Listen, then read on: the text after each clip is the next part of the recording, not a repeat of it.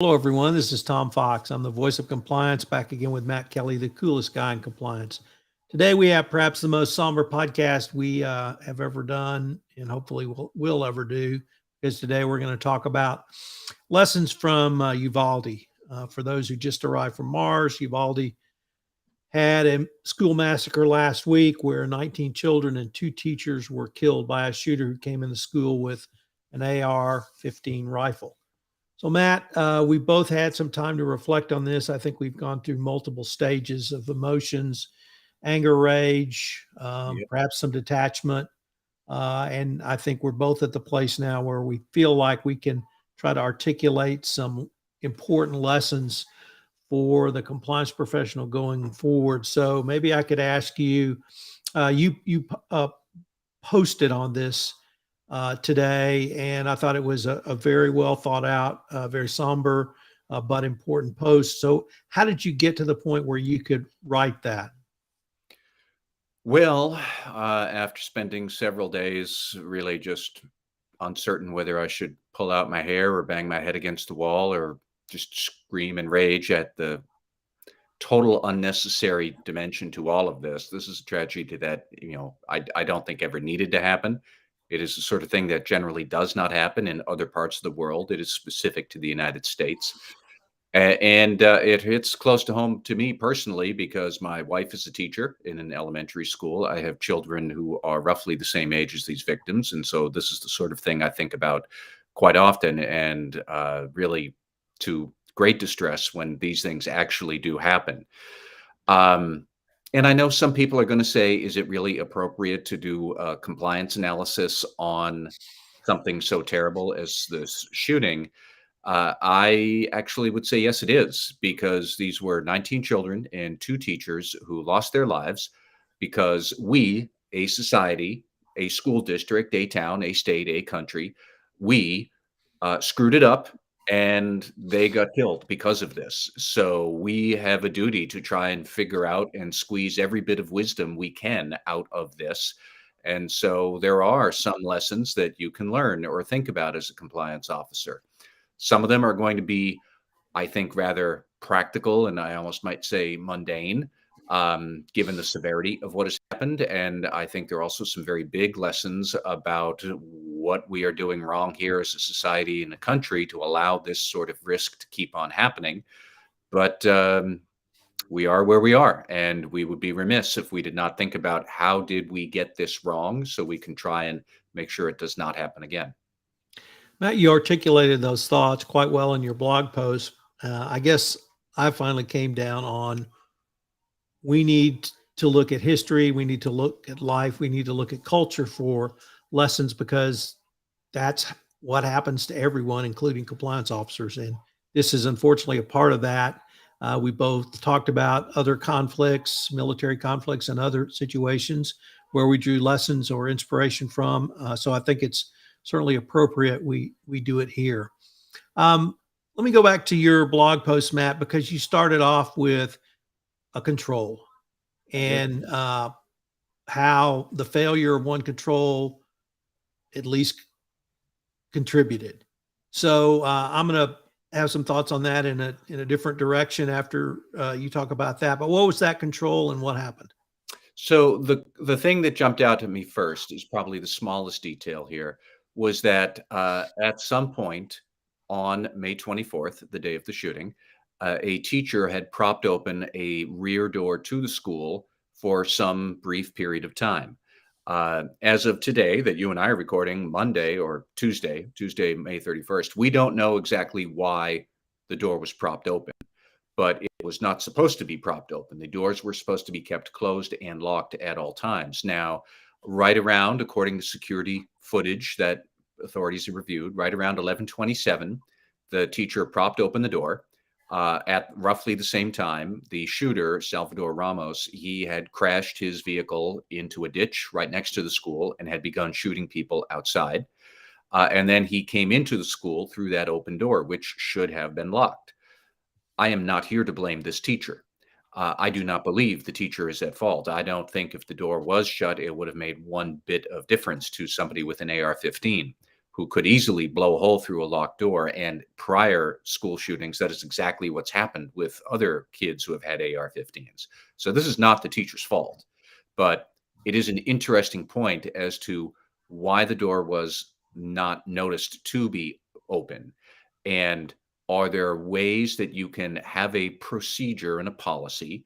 We shall not leave doors propped open. They shall be closed and locked at all times, which is something any corporate organization might have that policy. How do you build a control that makes it easy to follow that policy? So I was thinking through things like, could you have doors that automatically lock behind you, and then you just pass a key card next to the lock and it automatically opens, which you see at a lot of corporate campuses. I've seen at some elementary schools. Could you have a some sort of a sensor when a door is left open inappropriately? Central security office notices so you can go and investigate. Um, yeah, and I just want to stress, we don't know why this teacher opened the door. Maybe they had a what seemed like a reasonable reason, such as poor ventilation in the school, and they were looking to circulate air. Maybe it was a very reasonable reason, such as they heard this crash, they knew Ramos was nearby, and they're preparing for an emergency evacuation.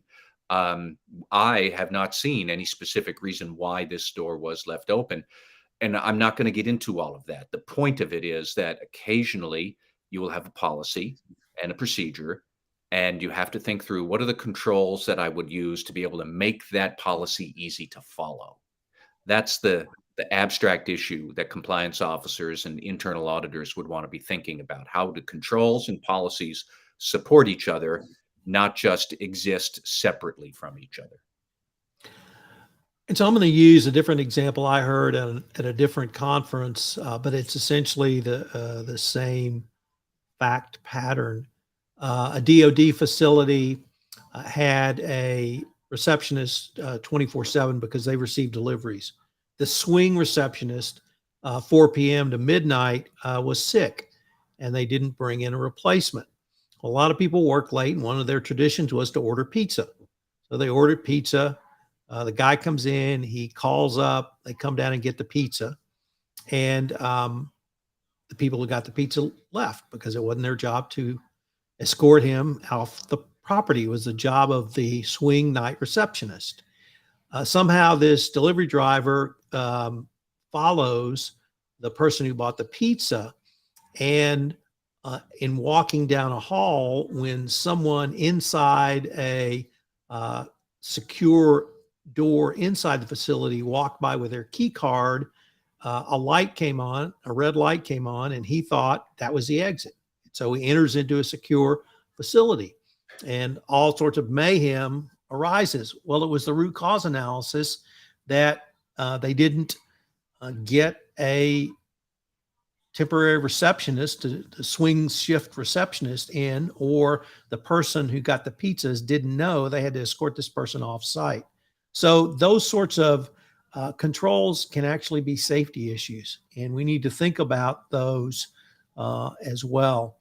You brought up an interesting point that I want to use to lead into your next series of observations.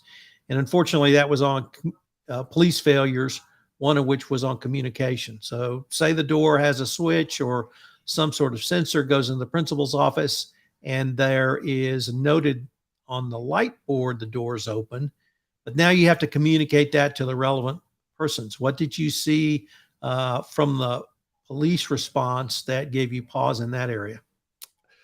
Lots of things. The really the propped open door pales in significance to the issues we have with the Uvalde police and how they responded here. I had two big lessons I think that we should consider about the police, and I'm going to start with the more generous explanation, which I still find highly suspect, but I'm going to give it the benefit of the doubt for now. That the Uvalde police, as most people I think now know, entered the building while the shooter, Ramos, was in a classroom and he was shooting up students and teachers.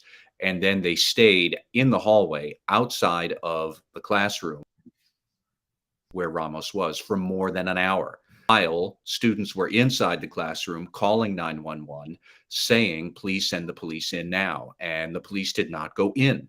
So Why not? Well, the first answer we received was that the police did not think there was anybody left alive in those classrooms. So, in that case, they didn't want to rush in when they were probably outgunned and outmanned by a shooter who was carrying an assault weapon and body armor. And they reasonably, under their situation, might have figured, well, if there is nobody left to save, we should not endanger police officers. Now, none of that was actually true. There were students calling up 911. So, if we give the police the benefit of the doubt that they did not receive the information about the students, that is a failure of information and communication. And as almost preposterous as it sounds, the COSO internal control framework actually has a principle on this precise point that I'll read it out. The organization internally communicates information, including objectives and responsibilities for internal control necessary to support the functioning of internal control. Now, that's a very anodyne way of saying when you have information about a risk that has to be handed off to a decision maker, you got to hand it off to the decision maker. And the more pressing the risk, the more immediately you need to get that information to the right people. And let's assume for a moment that they didn't get this 911 information. Well, how? How on earth did the incident commander not get reports from dispatch saying there are still students in there? They are still alive. They are calling for help. Go in. Apparently, that didn't happen. And it is a reminder to us that you need to think through what are your most pressing risks? What are your crisis scenarios? When you have a crisis, what information would you want to relay to whom? By what channels? You have to test that. The more high risk the information, or the more important the information, the higher the risk, the more immediate that communication has to be, which means it pretty much has to be fail safe. So that is something that, again, internal control officers, internal audit executives, risk managers could think about, is look at your communication systems, your policies, your procedures to make sure that how does this information reach the right people at the critical times. And I'll just stop right there because that's lesson number one about the police is maybe we had an information failure. But like I said, like many people, I don't believe that is true. But if it was true, that's the lesson here about information and communication. So your next point revolves around culture. And it was a very frank discussion.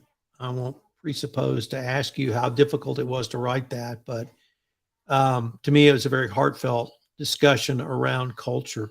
What did you see culturally that we at least need to discuss around this issue? I think, I suspect the police did know there were children in that classroom who were calling 911 who were still alive. And I think they knew that Ramos was in there shooting them and they didn't go in. That seems to be where the evidence is pointing so far. I am glad to see the Justice Department is going to investigate this debacle moment by moment, I hope, to figure out exactly what went wrong. But I have deep concerns that a lot of police, maybe not a lot, that might not be the right word, but too many police departments have sort of lost the plot of why they are here. They are here to serve and protect. And implicit in that is the idea that you might need to sacrifice your life, you risk your life in the line of duty to protect civilians. And I don't think many police officers would disagree with that. I think they would say, yes, that's part of the job. And we get that. At the same time, it certainly seems like we have drifted away from the serve and protect mission to something that's more akin to, as somebody on Twitter I saw, they described it as dominate and survive the threat. And if there is collateral damage, well, okay. And we have seen this before. We have seen police misconduct where inevitably it seems like they are more interested in dominating and proving that they are in charge. And if they can't dominate at that exact moment, they will wait for reinforcements to be able to proceed with dominating whatever the threat is. And the rest of us who might be in the orbit of that confrontation might have to pay the price.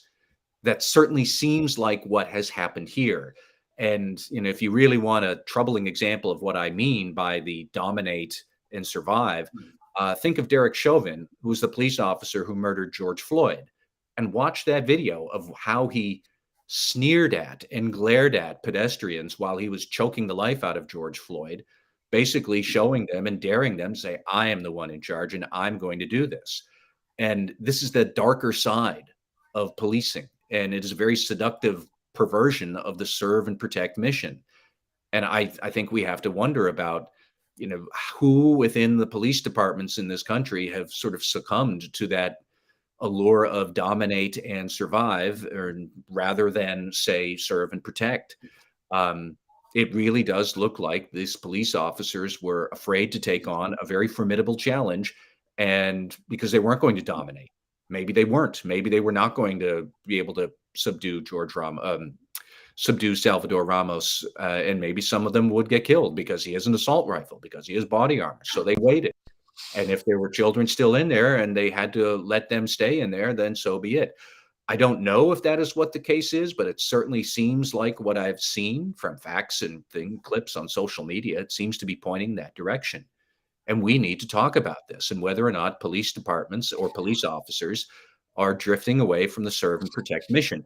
And what gets me most is that we here who are now shocked to entertain the idea that maybe police officers are a bit cowardly and are more interested in dominating, we who are shocked to think about that today is really just the white people who are confused and shocked and dismayed at that maybe we have to entertain this. We should remember that Black Americans in this, they have had to deal with this unease about police for years and years and years, and I do not blame them for it. But we have to have a frank discussion about what is going wrong with police, that they are spending boatloads on militarization. All of this, Uvalde had a SWAT team, which didn't do its job. They had armored personnel carriers, which they didn't need. And when they did need to go in and protect a bunch of 10-year-olds, they didn't. How did we get here?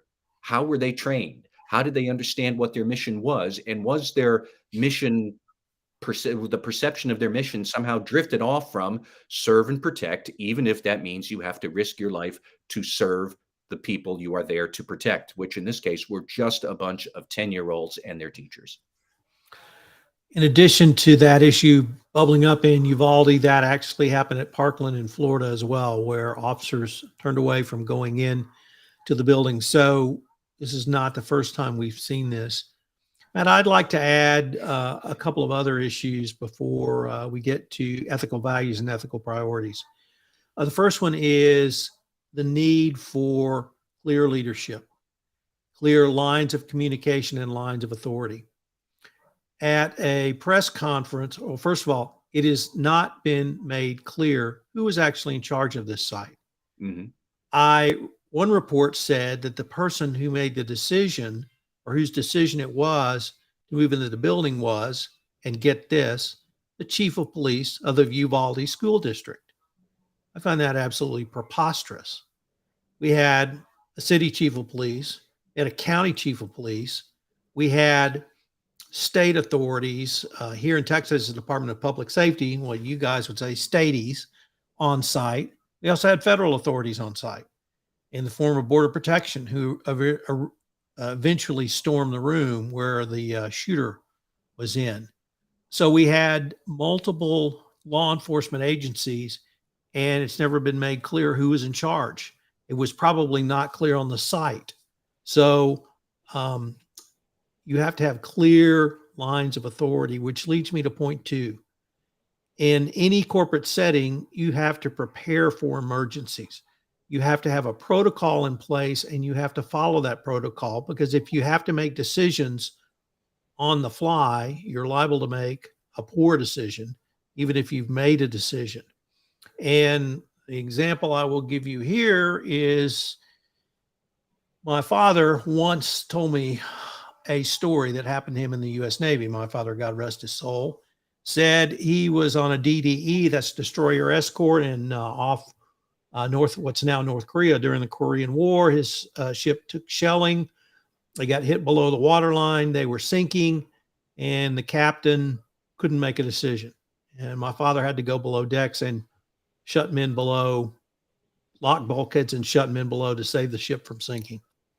And how do you know when someone can respond to a true emergency? Unfortunately, it's when the emergency happens, but you've got to train for that emergency.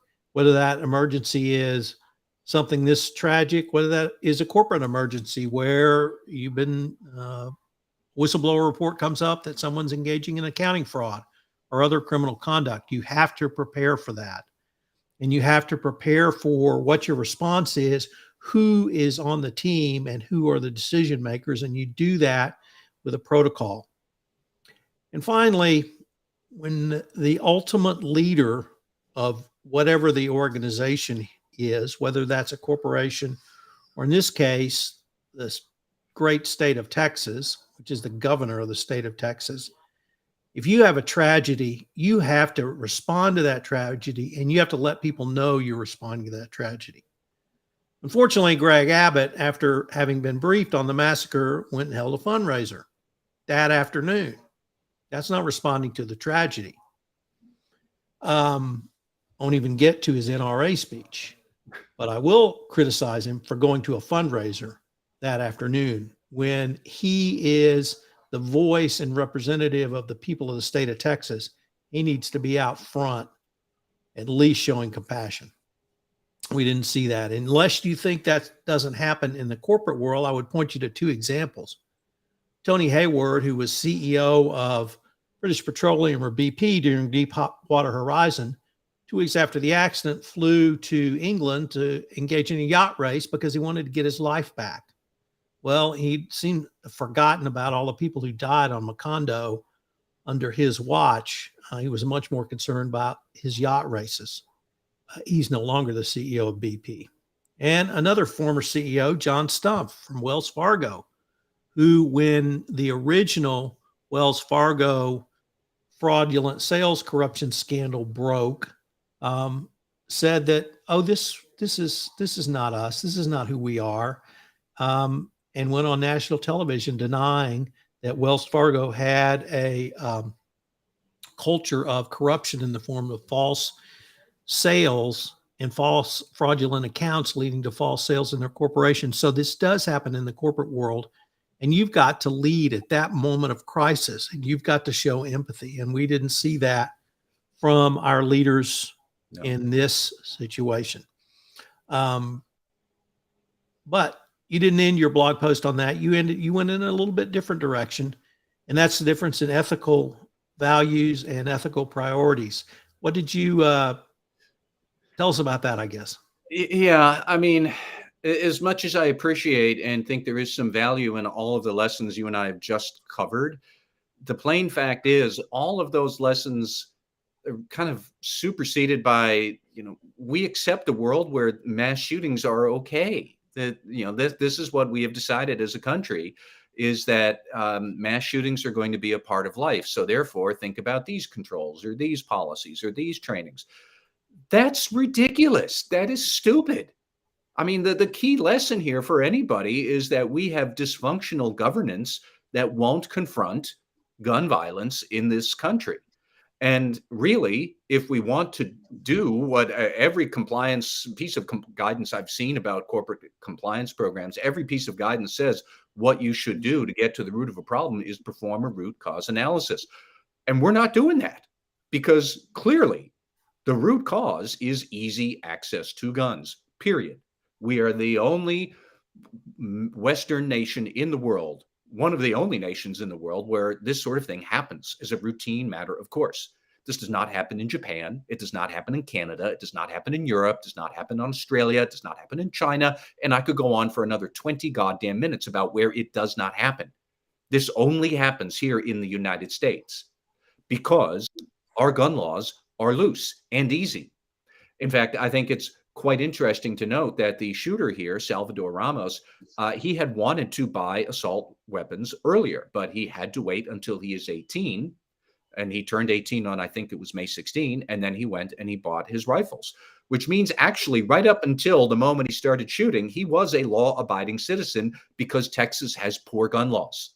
And so do much of the many other states in this country.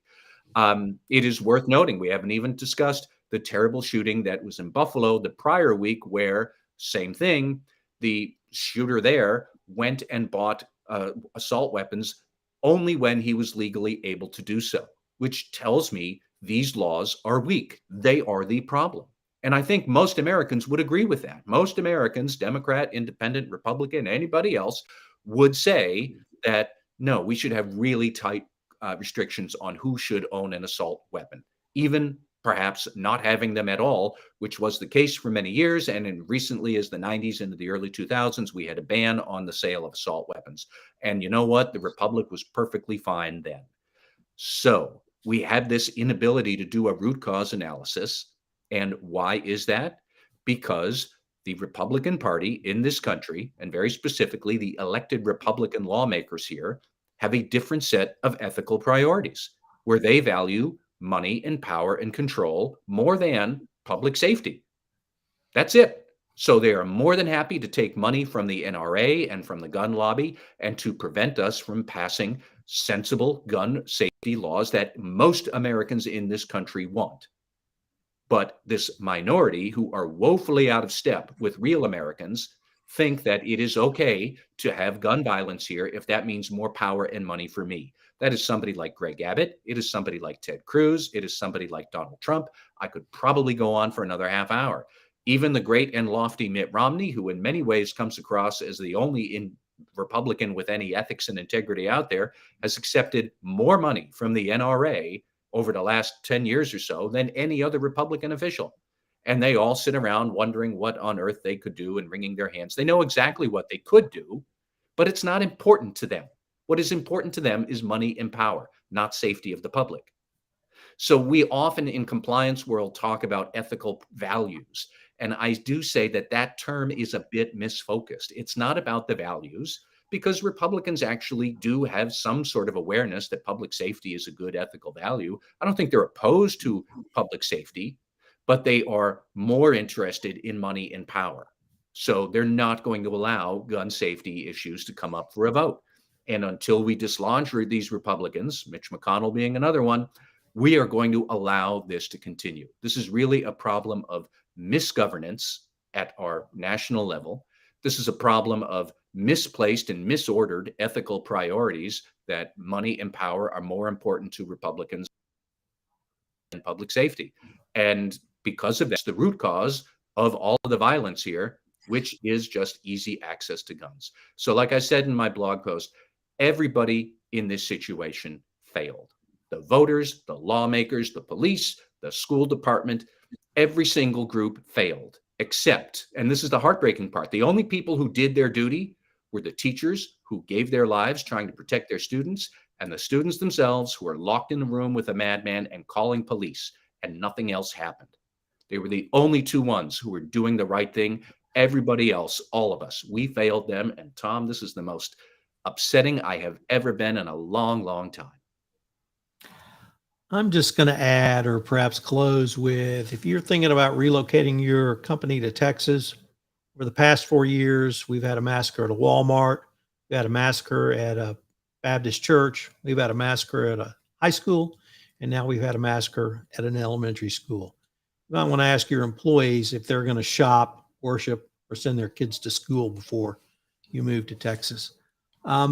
We started out saying this is the most somber pod we've ever done. Hopefully it will ever be. I think it's ended that way. I hope we don't have to discuss this again, but I'm afraid we will.